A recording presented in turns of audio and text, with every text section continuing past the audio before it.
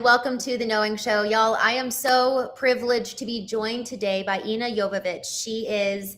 You won Forbes 30 under 30 in the UK, and you founded an incredible business where you all are creating safety devices, AI-driven safety devices for women to wear and effectively ensure that they're protected.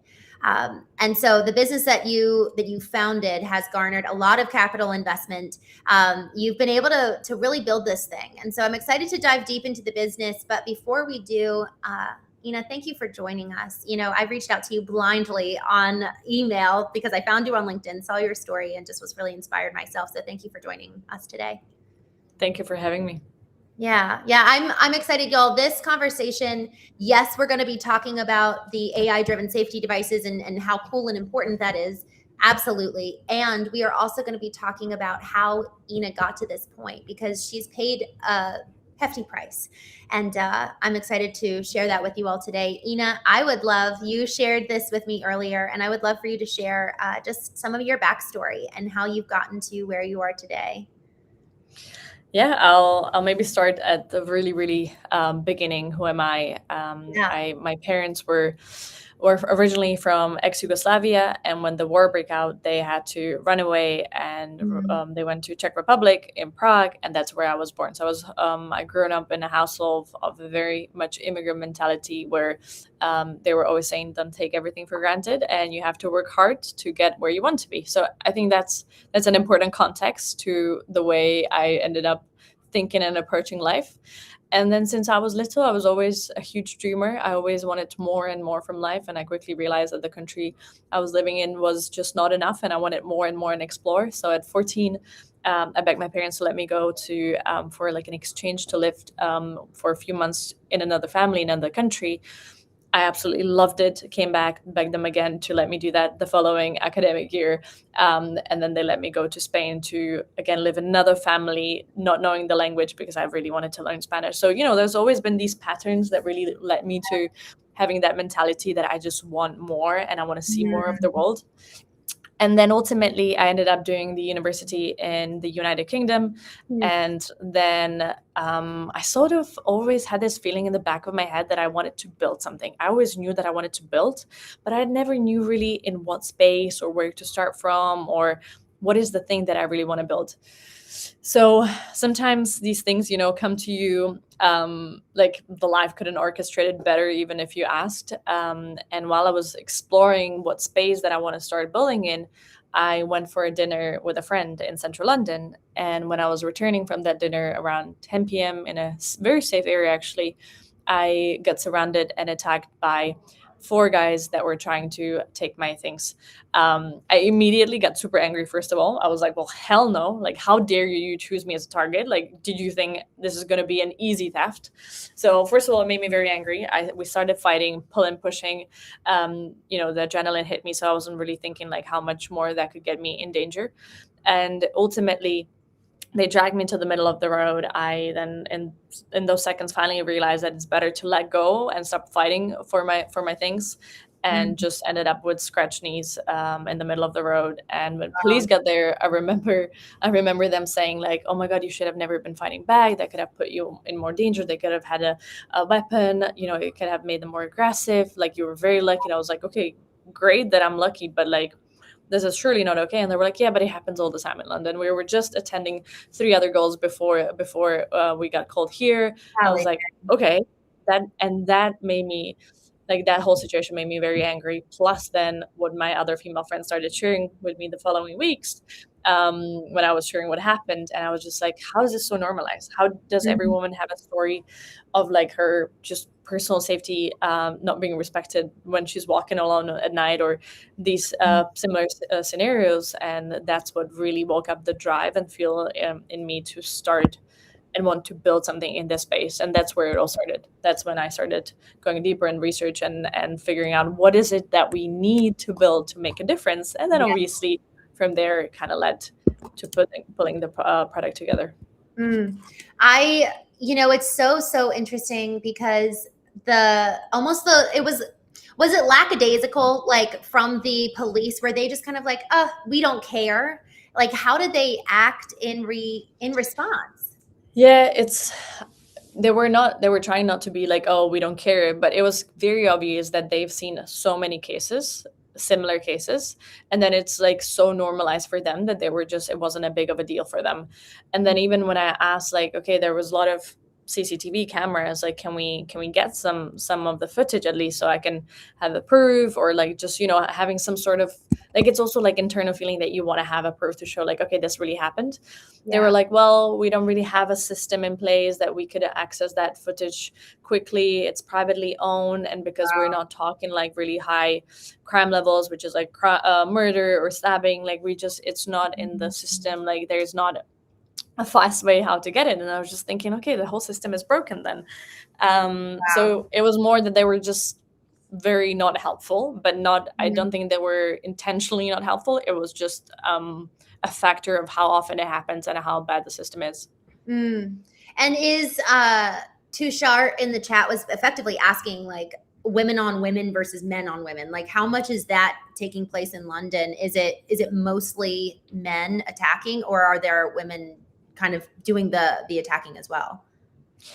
To be fair, I have no idea about any stats around specifically this, but I mean, from all the stories and interviews we've done, and we've done a lot of research internally. I think we have research compiled of more than 600 women.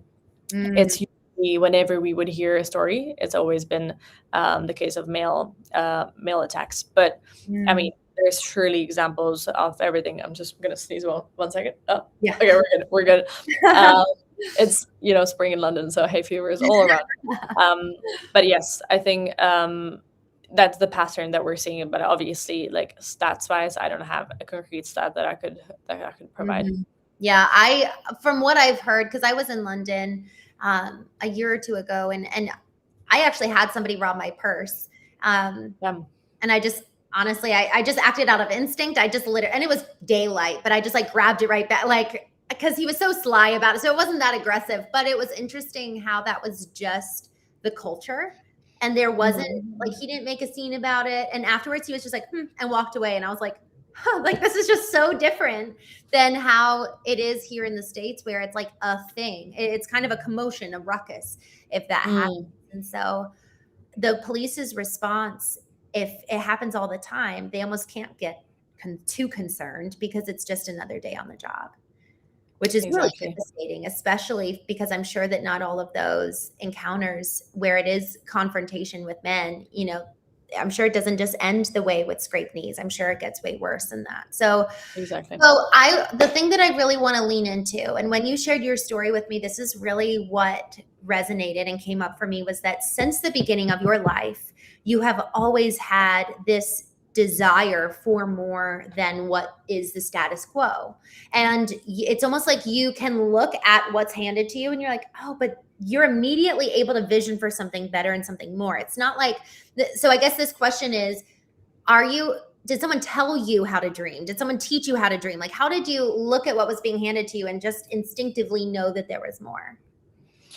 That's a really good question. I always wonder where it was really born from. And I think there's obviously huge influence because of my parents, because the way that they sort of taught me how to think about life and how to always dream big and never dream small. And both of my parents are very entrepreneurial. I think also they have that sort of hustle mentality when they had to move countries, start a business from scratch with nothing, really build it up. So I think that was sort of passed to me early age, and then you kind of like a snowball effect that it keeps rolling on top, and you want more. And I started being always fascinating with people that were performing so well in their field, but whether that was athletes that were like top of the top, and then like learning about their journey when they were just starting and everything they had to go through, to any sort of like that public figure that I could like really trace back the beginning, the humble beginnings to becoming who they are. I think as a little, that was something that I loved reading about, loved watching videos about on that as well. So that probably shaped me to have that sort of feeling that I just want more. That I always like wanted to learn and have that constant feeling of being like almost on purpose putting myself in uncomfortable situations to Yes. really like challenge myself. Like same as like going to a country that you don't speak the language in because you want to, that's the best way to learn the language, but it's for sure the first month extremely uncomfortable because you don't speak the language, right? But these things I feel like always push you to the limits and show the best side of you. So yeah. Love that. The pushing to the limits. You know, a lot of folks, I actually heard somebody say this once and it really resonated. They effectively were saying that people would rather choose the certainty of misery than the discomfort of whatever the uncertain outcome could be. So it allows for, you know, people who are staying in an abusive relationships, they'll return to what they know rather than sit in the discomfort of what they don't, even if what they don't know could be the very thing that makes them safe and leads to a better life and a better outcome. So there's something instinctively in us that wants to stay in the normal. Even people, this is why mindset and the inner work is really, really important, because if people are saying, I want to make more money, let's say, or I want to have kids, or whatever your desire is that you're stating, if you are actually living and thinking and kind of cultivating this mindset, and you've never allowed yourself to change the mindset of, well, what am I going to do once I get the money? Am I actually going to know how to handle it? Am I going to be a good steward? We were talking about stewardship on the early morning show. Like, am I going to be a good steward of this new opportunity that is coming to me? And am I effectively preparing myself mentally, emotionally to be ready to receive that?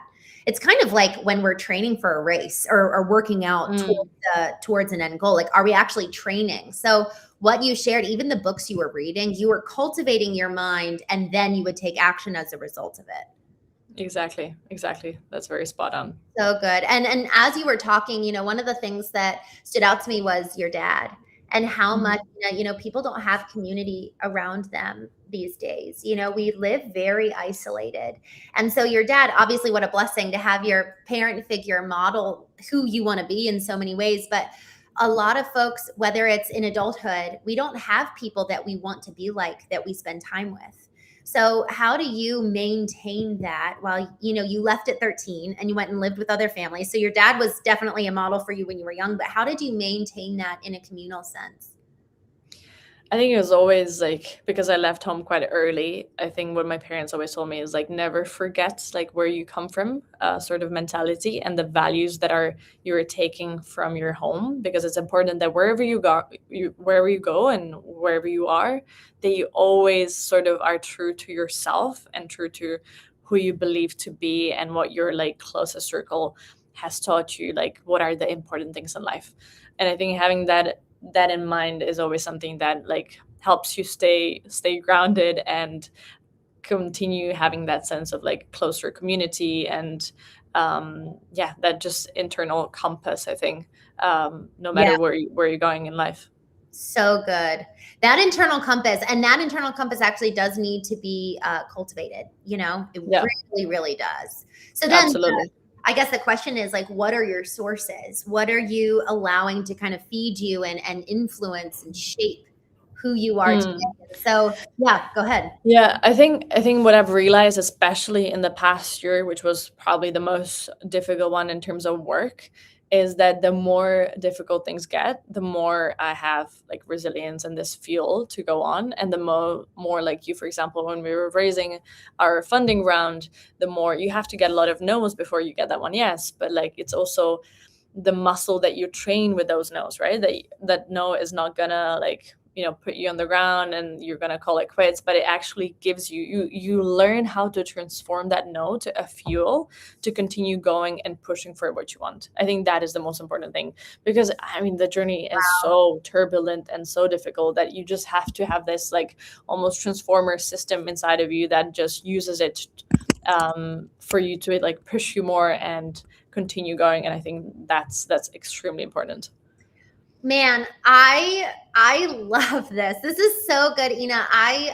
A transformer mentality of taking every no and using it as fuel. So good. You know, I think so much of fuel in the tank as kind of self-perpetuated from like me, like what am I doing? What are the habits? Who am I around, etc. But allowing for the no's to turn into fuel. We're so risk adverse. And I think so much of that is predicated on our misconception of our own worth. Like we don't actually have our own internal compass. To your point earlier, we don't have a strong sense of self. So then when we hear the no, it's just a big whop on our pride because we don't have the strength to be able to withstand that. So to that point of effectively cultivating that inner, and it's not even inner resilience. It's not just not being beaten down. It's actually, no, I'm stronger because of this. So how did you learn that? I think a lot of it comes from sport, actually, because when I was 3 years old, I already started with gymnastics, did gymnastics for probably 12 years, then did tennis for 5 years, that I think I did volleyball for 9 years. So it was always like in a sport environment, constantly watching sports. And I think it's one of the best ways how you can learn that very early on, because it's transferable to any area in life later on. And it's a tough game, right? In sports, no one asks if you're like having a bad day, good day. You're there to perform, and you're there to, give it your all and do your best and train and improve and constantly improve and like really push yourself to the limits. So I think just like starting really early on, having that sports focused, like rewires your brain as well to be ready for that later on. And when I talk to a lot of like founders that are doing an incredible job at what they're building, and they're really being successful, like a lot of the patterns that I'm seeing is that they had that sort of upbringing where they knew they had to like improve to compete and excel, right? So a lot of like sports pathways, a lot of like ex athletes, almost Olympians, like people that took sport very seriously. So there's definitely a link to that helps shape that for later on stage of life. So good. I'm so grateful you say that. I was raised by probably one of the most loving moms I could ever think of. And she didn't let us fail. She really didn't ever want us to feel anything negative. And so there is something actually really loving about, no, be better, try harder and be willing to fall down. I forget who said, I think Freud says the good mother fails. She lets her child fall. And so the good mother is never actually putting all the safeguards in. They let the child fall on their face and kind of figure that out. So I love sports as an arena to learn that lesson early on. In the chat here, we've got, a couple different opinions. We've got people saying like, I'm totally risk averse. And then we've got others saying, Joseph says risk aversion saves lives, which is and frankly, that almost goes to your business, which is having that AI body cam for women to keep them safe. So there's different levels of risk. And so I'd love to talk about that. You're an entrepreneur, and you were mentioning your other entrepreneur friends, and we're talking about risk here. How would you kind of help people think about what you really mean? Like, let's define terms. Risk aversion. What does that mean to you? I think risk always, like, there's a risk and then there's a calculated risk. I don't fully believe in like just risking just so you can call something a risk and you can put a label on it and be like, okay, this is my risk. But you have to also like strategically think about it and then make that like almost final leap to that, like, okay, now it's risky, but I've done everything in my power to be able to take that risk, right? And I would say that there's a huge element as well with the compounding effect. Like there's a risk and there's also you doing a lot of things in the background that compound over time that then minimize the risk or like almost give a beautiful soft mattress landing for that risk. And I think that's more important than just, saying that, risk averse, not risk averse. I think that's the mentality that really leads also like to the whole strategic concept of what it means to be taking those risks, right? So good. I really, really love that because it can be, I think that when we're not actually weighing the pros and cons, and also to your point of compounding effect, what are our actions, our daily actions compounding? Like play 100%. This out in advance. And I actually like doing the reverse engineering too, like playing out, okay, how I'm living today. This morning I had this thought, not that actually impact is my number one KPI, but I also need money to live. And so I'm like, okay, what habits and what daily behaviors am I exhibiting that is not driving revenue? And then, okay, well, what actions are not driving impact? Okay, so so kind of going down like, okay, this is what I need, this is what I want, and this is who I want to be. And then compare each one of my daily habits and activities and even our calendars. How much of my calendar is filled with tasks that are not driving impact, not driving revenue, all right, then why am I doing that? You know what I mean? So I think that that's just such a good audit of the compounding effect. And then also the reverse engineering. I wrote my eulogy when I turned 30. And that was such a good moment for me to look in the mirror and really consider, am I living my life today to get me to this point, to get me to this place of really being that person where at the end of my life, I'm proud of the life I lived. Yeah. Yeah. Absolutely. I'd love for us to talk about this subject, the price that we pay, because you paid a lot of prices and you had a dream of more, but it wasn't crystallized. And so I think that for so many of us, we can sit on our laurels and wait until we have the crystallized dream to then go do the work to get there. But you were in the process of wondering what was your calling and what was your mission and like, what am I going to do? I know that there's something here. Were you actually, that was at the point when you got attacked. And sometimes I just wonder, like, when we're actually willing to experience change and grow, that's actually usually when we have something like a devastating event happen, because it kind of rids away all the dross and gross in our life and kind of kills off the dead wood, and or it reveals to us our mission. So I'd love for you to speak to that, because it's a high price to pay. I think for sure in my case, that was sort of like almost like a destiny moment. It almost feels funny that how perfectly it matched. Like there were so many things that had to happen for everything to happen the way it was, because I was so close to canceling even that dinner that I was going with a friend, and from that dinner then my story happened. So just those little moments that kind of like let you to take those steps. And I just remember those weeks before, I was just constantly every night brainstorming on a whiteboard, like what is the space that I want to be building in, like what is the thing that I want to be doing, which area is the one that like keeps me up at night. And just from all that frustration and from all that like not knowing in what space I want to go, then this really felt like sort of that light bulb moment. But I feel like it was just also like, attracting it myself with thinking constantly, like, I want to know, I want to find that thing. And then sometimes it's just like, it hits you, like literally in your head, as like, this is the thing you should focus on. But I think that was just obviously like a small price to pay. But I think ultimately it's the price that you're paying during the building, right? Because there's a lot of sacrifices that you have to just pay for during the time, which is sacrifice of your time, of a lot of late nights, of a lot of low moments. Of course, there's a lot of high moments, but it's never stable. And like a lot of times not being able to see family as much as you want, not being able to hang out with your friends as much as you would normally like to, because you know what's your priority and what's your current purpose. So there's a lot of small things and shitty moments. And every time I remember just like almost accepting and bathing in them, and acknowledging that this is just part of the journey. So we have to we can't dwell on them too long, and you just have to sort of get up and continue and accept that there is the price that you're paying, but that's it's for something, it's leading up to something. So good, Ina. Okay, so I've got a couple questions. Actually, somebody asked something that I think is a really, really pointed element, considering what you just said, because it's like looking at, there's always two sides. There's always two sides to a coin. And so Mike is bringing up effectively the concept of being self-absorbed. And I love that it's like, okay, well, we don't want to be self-absorbed, and we need to know, why are we here?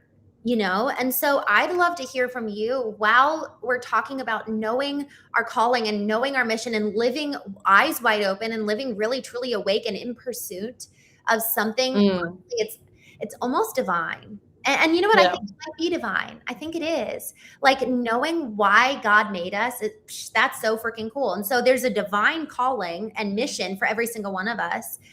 But so while we're focused on that, and also, how do we not make all about us?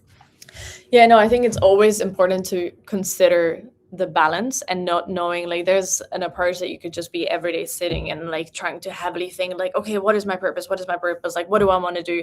And like really unnaturally pushing for it.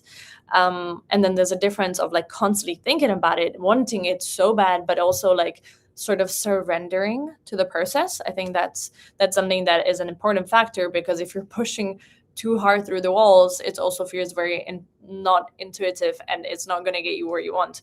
So I think it just has to be the right balance, and you kind of with your gut feeling know when like you just need to really want it and really think about it and be super confident in that you're finding your purpose and what you want to do, but at the same time not like letting you that stop you from doing and like surrendering to life, and then the two sort of pathways merge and give you that sort of path. Okay, this is what you want to do.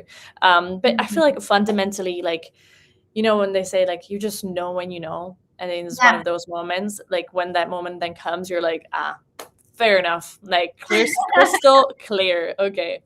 I love that. Oh, so good. And I'm grateful that you really leaned into that, because it is, you know, the whole societal definition of self-love these days, I actually think can err on the side of selfishness in a really profound way, where it's, oh, I'm putting up boundaries to avoid responsibility, to work through conflict with that person or whatever it is. You know, it's actually an abdication of responsibility, you know, the accolade of self-love, like, oh, I'm praising myself for how good I am at loving myself and all my good boundaries. But is it really actually helping you grow? Like discomfort, you were talking about discomfort and challenging yourself. And actually sometimes challenging ourselves is to stay in that relationship and is to do the work rather than kind of step back.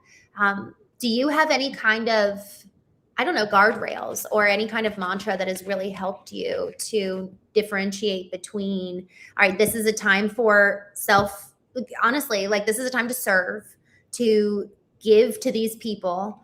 And then this is a time to actually pull back and stay on target. You know, there's a lot of, Alex Hormozy talks about this. He's like, I've let go of anybody who gets in my way in my life and just completely like abandoned the past. And some very successful entrepreneurs have done that. You know, just like shedding the layers of people. And I have a thought on that, but I'd be really, really curious to hear yours. I think every stage of your life has sort of like that priority in your head, that you know what is your main focus and that you know that everything else comes second. And it's just important to be fully aware of that when you're going through that period, right? There was a period when it was the first 3 years of the business and you just have to focus so much, and that you know that that's all your focus should be there. So everything else outside, it will not be able to affect your main priority. And then it, as a nature of business, it shifts us, and then you sort of figure out as well what works for you and how you want to adjust it, that you stay focused, that you're doing the best what you could possibly do at the period of the time of your business. So honestly, I think it's just internally, you always have to be super true to yourself. You have to, in these situations, like really be your own best internal advocate and tell yourself, like, I know that this is my priority. So hence, this is just not something that will take my focus. Absolutely not. But then there's times when you have to allow for that focus, because you also have to stay sane when you're building this business, and you cannot just be like this. You have to also have moments when you're allowing for other things to come in. So it's just being that your biggest, harshest critic, but also your biggest sort of helper in like 2 in 1, essentially. I'm writing this down. That's so good. You know, a couple folks here in the chat, and just so you all know, I do jump over in the chat and respond to you, and then bring your questions over to Ina. Somebody or a couple folks here in the chat have said, you know, this sounds exhausting. And it is. It's exhausting to live at a level of, you know, we talked a couple weeks ago on the Knowing Show about how to live as our 1%.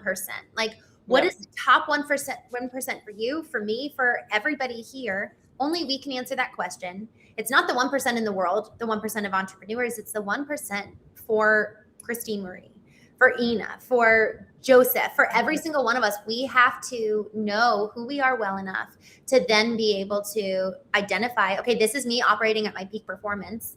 And then from that place, you know, okay, then how do I make sure that I can maintain that?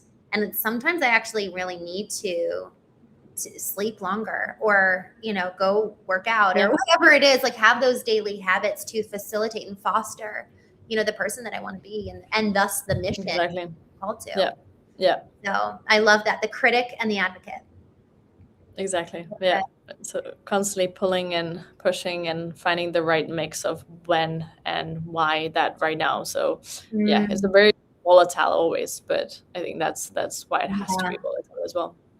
How do you put in safeguards so that you've got, I guess I like to think of them as mirrors, like people in our lives who are mirrors for us. Like, do you have a coach, mentor, therapist? What do you do?